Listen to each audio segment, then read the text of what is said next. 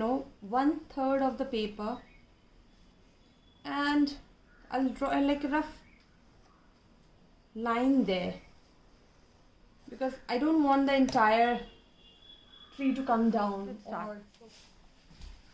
start from the top.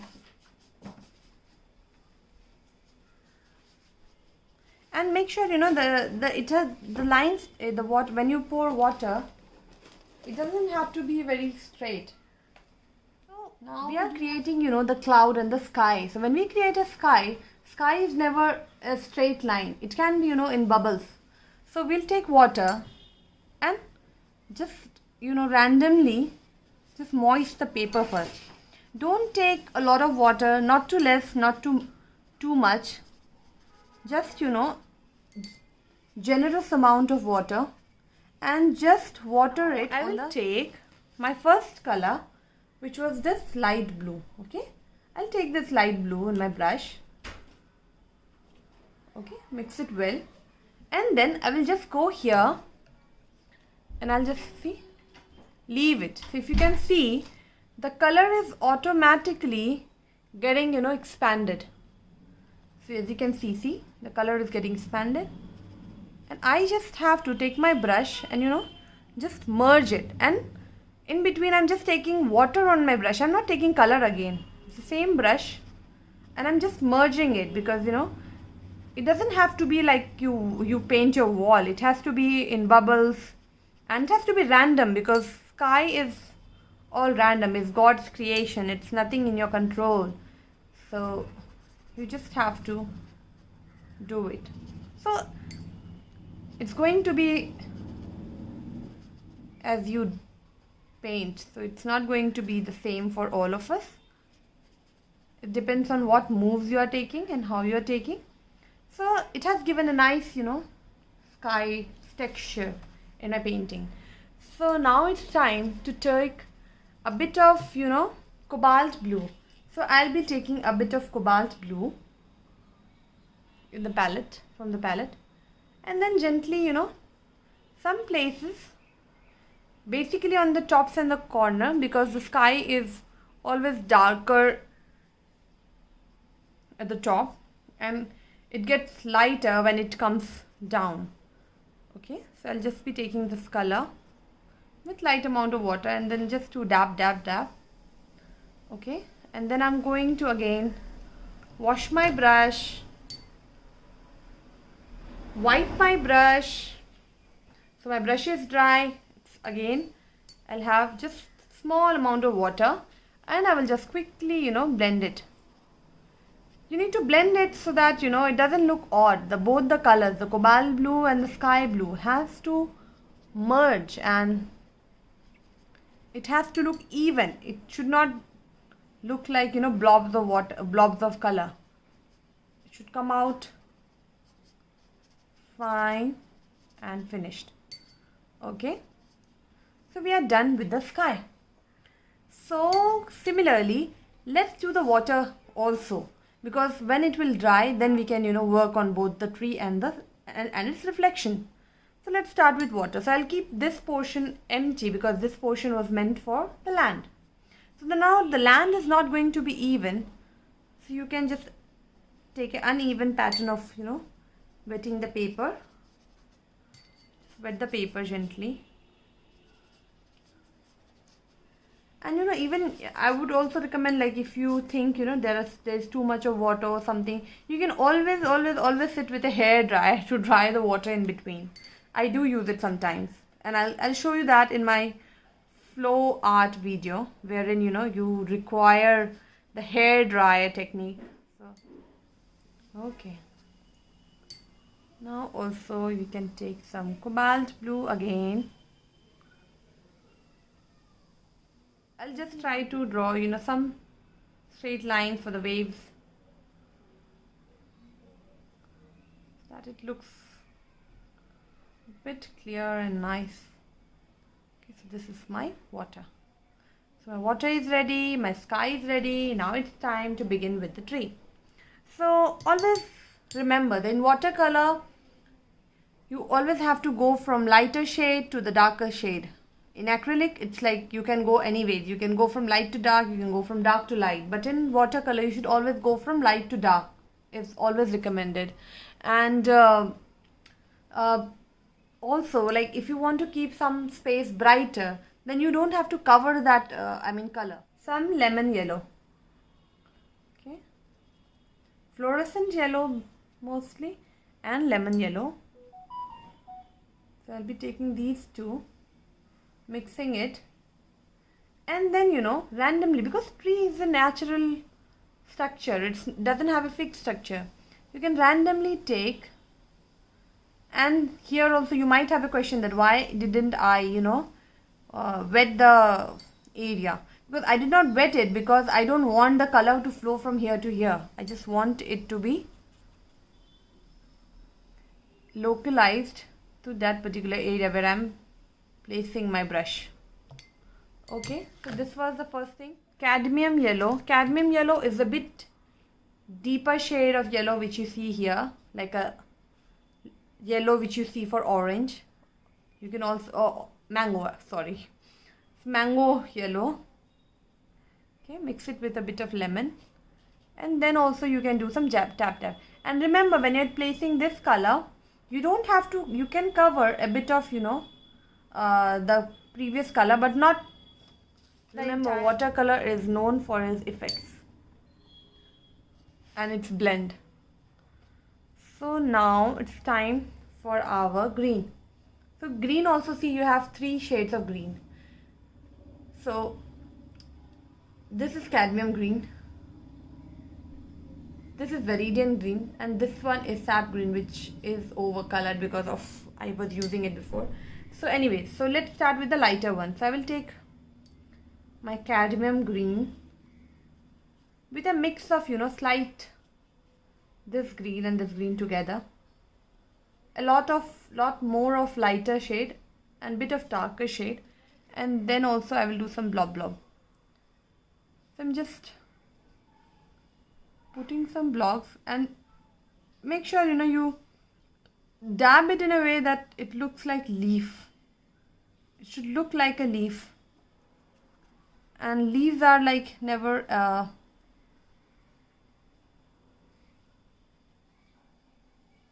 fixed structure, so it should always have some edges. Don't worry about the video, because I'll be sharing the detailed video later with with the correct description and all. So you need to make sure the structure has to remain the same. See, it's a first round part of my tree. This was the second blob.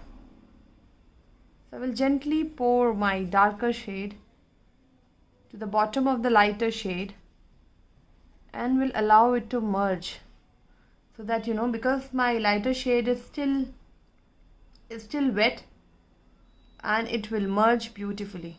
So I'm trying to do that. This was my third blob here.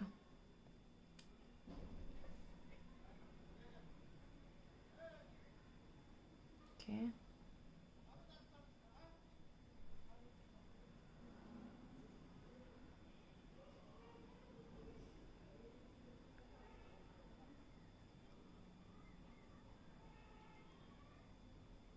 Make sure that you cover the background, but not too much. You need to keep that lighter shade intact. If you see some white space or something, and you want to you feel like it's space there, you can take the lighter shade and fill in between. Okay, fill the lighter shades here also.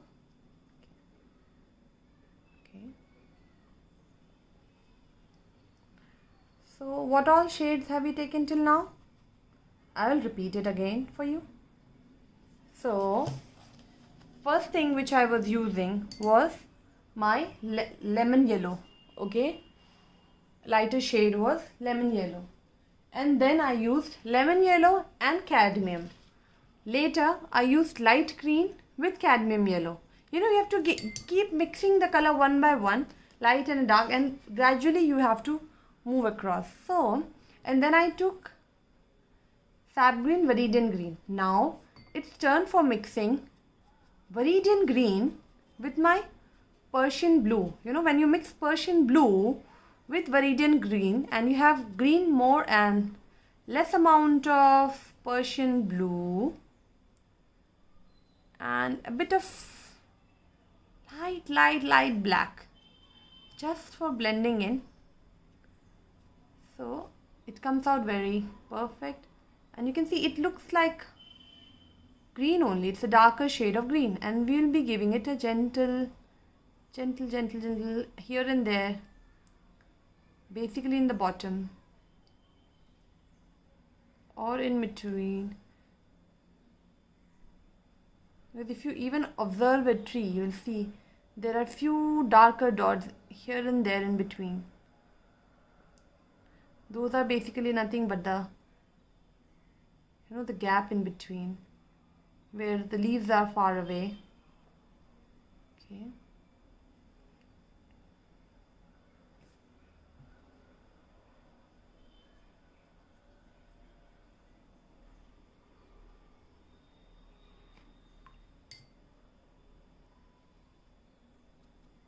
Don't take too much of water, take more of color and try to do it, because if you take too much of water it's going to flow out and it doesn't look good. It won't look good. Okay. Enough. So our tree is drawn. Now I would recommend you to mix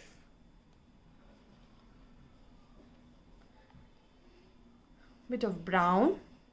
This is burnt sienna brown with black and a bit of green, because the tree is green and it's not a dry tree that will be just brown and black.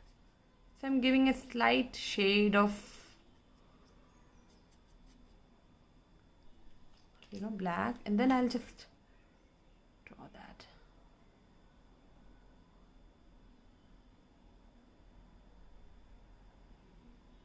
Okay, so this was the tree.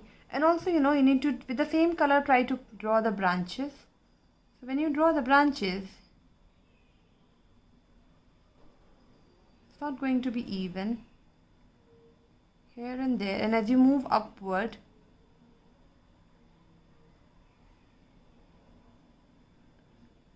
it won't be visible too much, it will be lighter. So yeah, I'll show you from the tripod also, because if I give that view right now, I'll not be able to read the messages here. So let's draw the land. For the land portion, just wet the paper first.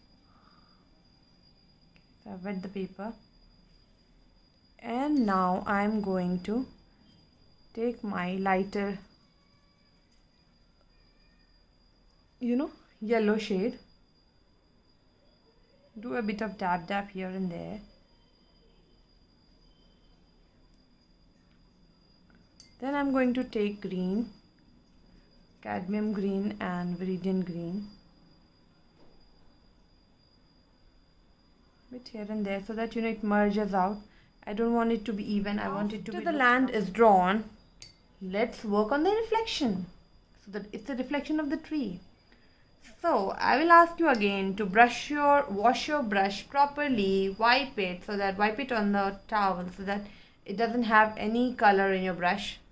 I'll take only water, and then just pour it back on my water here.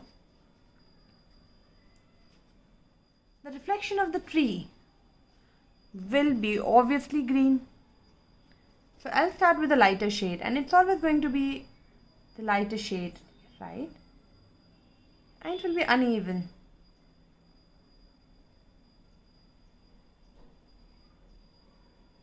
Okay. Then I'll take some darker shades also.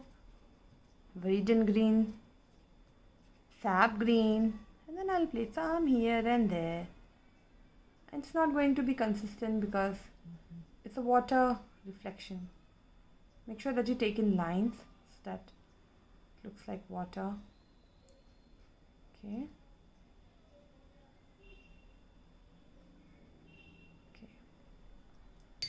Then I will take some, yellow in between here and there. Cadmium yellow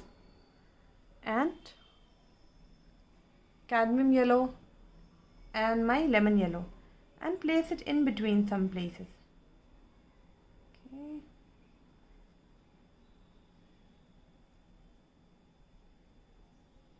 Okay, now you must be thinking that there is no divide between the land and the reflection. So let's work on the divide. So for the divide, I would recommend you to take some burnt sienna brown with some black, burnt sienna brown and cadmium green. If you mix it, some black, then I'll try to draw like a fine line, which will not be even. It will not be a continuous line. Just like a, and also you need to take that for the trees reflection. I will recommend you take some Persian blue, mix it with Viridian green, Persian blue, Viridian green with a touch of black, and then just while your paper is still wet, try to just put an uneven, drag it. Okay.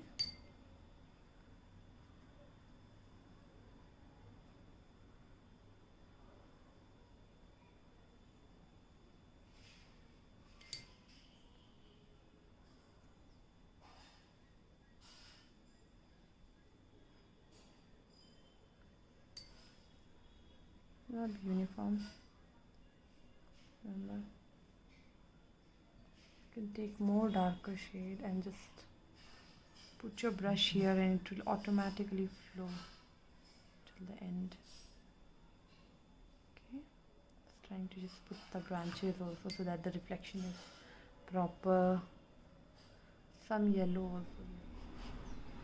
Yeah, so we are almost at the finish of our painting. So now it's time to remove the masking tape. Let me put down my color palette and my water so that I don't accidentally make that water fall on my workbook. And let me remove. This is the best and the happiest thing about my painting, when I remove the masking tape, because that's going to give you the finished look of your painting. Okay, so let's now gently remove the corners. You will get the link for buying this materials required in my video, in my all my videos whichever I post in my channel. I always write down whatever I have used, and I also give link from Amazon. That's where I buy my painting stuff, and I share the actual link from which I have used for buying them. So you can always use that link and go and buy it for you. So this is the painting. This is the finished view of the painting.